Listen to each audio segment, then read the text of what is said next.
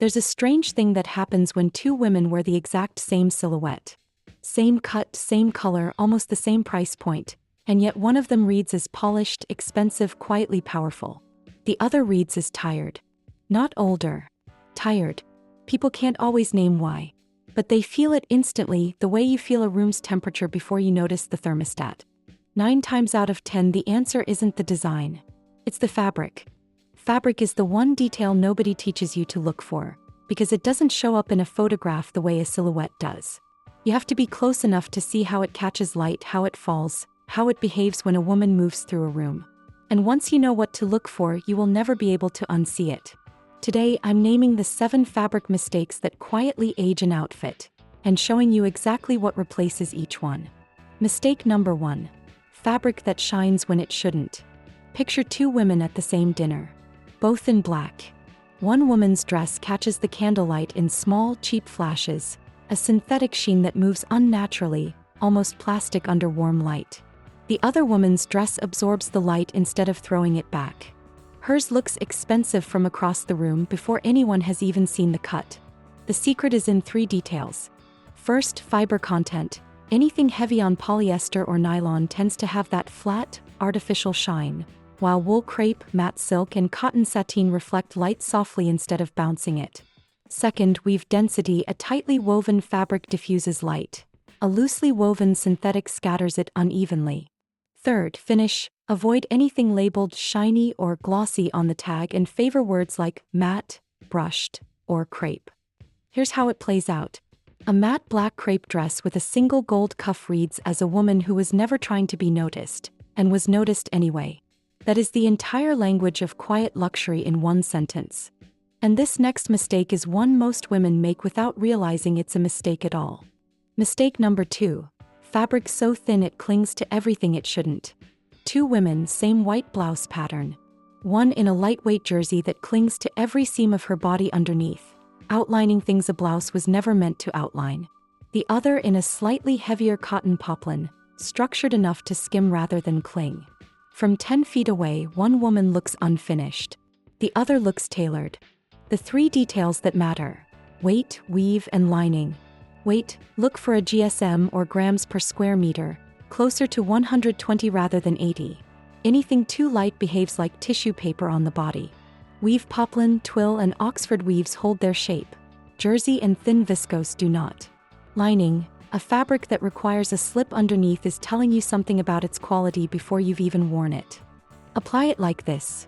A crisp ivory poplin shirt, tucked once loosely into wide-leg trousers. Nothing clings. Everything schemes. People register competence before they register style.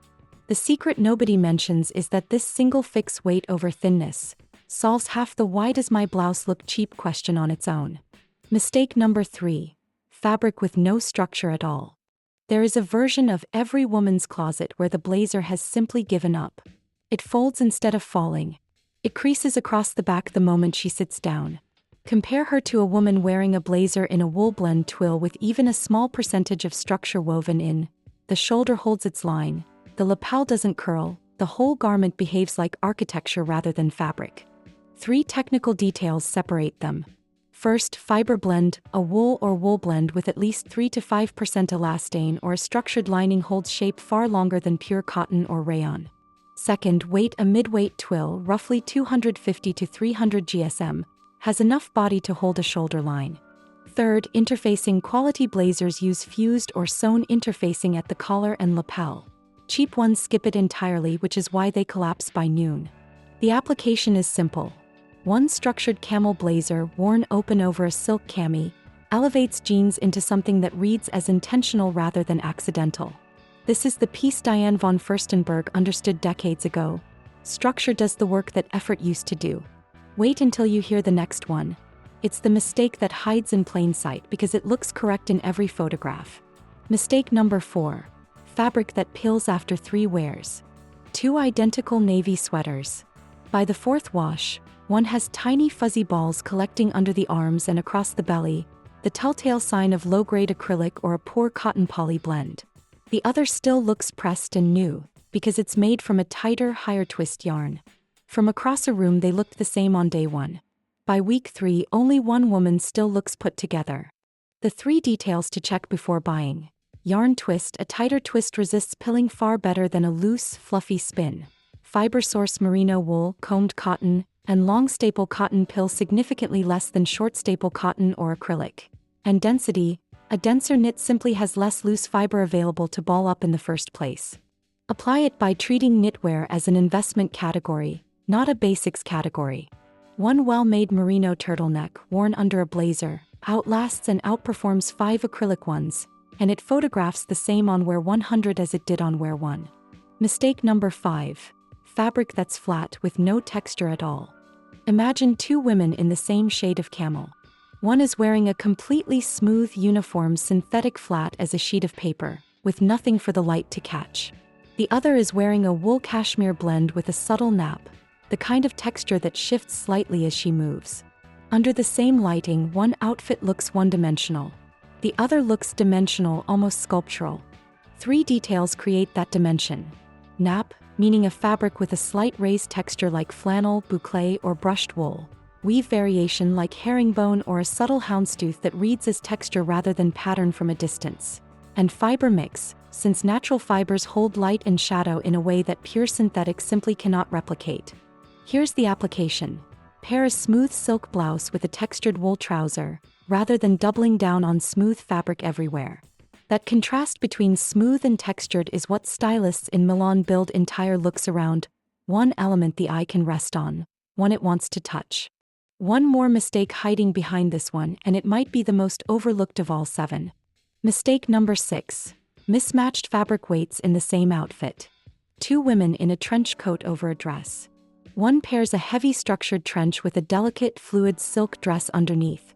The weights fight each other, and the whole look feels unbalanced, like 2 different outfits stapled together. The other pairs that same heavy trench with a slightly heavier crepe dress. And suddenly the proportions feel intentional, considered like one single decision rather than 2 separate ones. The 3 details. Weight harmony, meaning heavy outerwear generally wants a mid to heavy weight underneath rather than something feather light. Drape compatibility, since a stiff fabric over a fluid one creates visible tension at the seams. And silhouette logic, where structured pieces pair with structured pieces, and fluid pieces pair with fluid pieces, unless the contrast is deliberate and singular. Never accidental and everywhere. Applied correctly, a wool trench over a wool crepe midi dress, finished with a thin leather belt at the natural waist. Every fabric in that outfit is speaking the same language. That's what makes it read as expensive before anyone clocks the brand. And now, the mistake that even experienced, well-dressed women get wrong, because it isn't about the fabric itself. It's about where the fabric touches the body. Mistake number 7. Ignoring the fabric at the points of contact. The collar, the cuffs, the hem. These are the places a person stands close enough to actually touch, and they are the first places cheap fabric reveals itself. A frayed cuff, a collar that's gone slightly translucent from washing, a hem that's already starting to curl. These details are invisible from across a room and unmistakable up close, which is exactly where the moments that matter happen. The handshake, the hug, the conversation at eye level. The 3 details worth checking. Cuff and collar reinforcement, meaning quality garments double layer these high contact points. Hem finishing, where a blind hem or a clean top stitch signals quality that a raw or fraying edge never will. And trim quality, since plastic buttons, visible glue seams, and thin zipper pulls are the small tells that undercut an otherwise perfect outfit. Apply it by running your hand over the collar and cuffs before you buy anything, the way a woman who has spent years around quality garments does instinctively.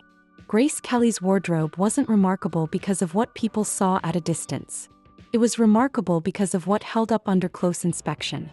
At 50, you already understand something most women in their 20s are still circling. That quality reveals itself slowly in close range over time. That's not a disadvantage. That's the entire advantage. You're no longer buying for the photograph. You're buying for the room, the conversation, the hand someone shakes. Elegance was never about spending more. It was about knowing exactly where to look. Now you do. Which of these 7 mistakes did you recognize in your own closet first? Tell me in the comments. And if this changed the way you'll shop this week, subscribe. I share style observations like this every week, made specifically for women who already have the taste and are simply refining the language for it.